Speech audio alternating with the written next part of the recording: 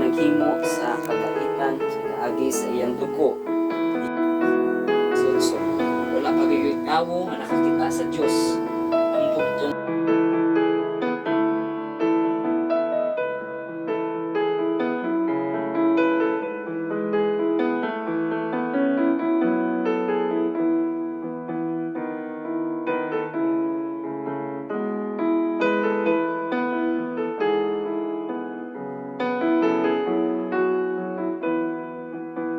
asing ni Apostol Pablo nga siya naghandom nga makita ang katawhan sa Dios nga nagalakaw nga naghiusa. So usa ni sa kaimportanteng butang ang panagiusa kay kabalo siya nga ang tinuod nga kalipay mga higala, no, makita diha sa panaghiusa, no. Usa ni kaimportante nga butang sa ato ang tumpak punta sa pulong sa Ginoo. Salamat po sa ato ang magwawala. pero mga higala, no, kining kamatayon, no, usa ni siya sa parte sa realidad no, sa ato ang kinabuhi, no, nga usahay kaning makahunaw na kaning kamatayon, no, magabot ka nato usahay ning kahadlok, no, o kaning kamatayon nga makahunaw na nga murag ang ato ang kinabuhi, murag walay kasiguruduhan, no, parehas sa no, walay ang kamatayon sa ato nasayran, wala guni siya.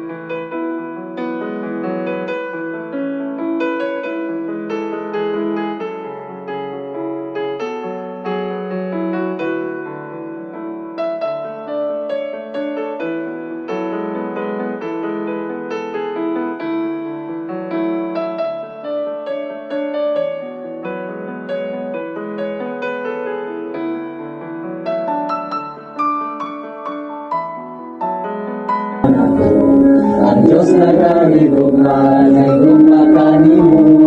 Ang Diyos na ganigugma, nagugma ka na to. Naigugma ka nimo, ang Diyos na ganigugma, naigugma ka na to, siya atong sundo.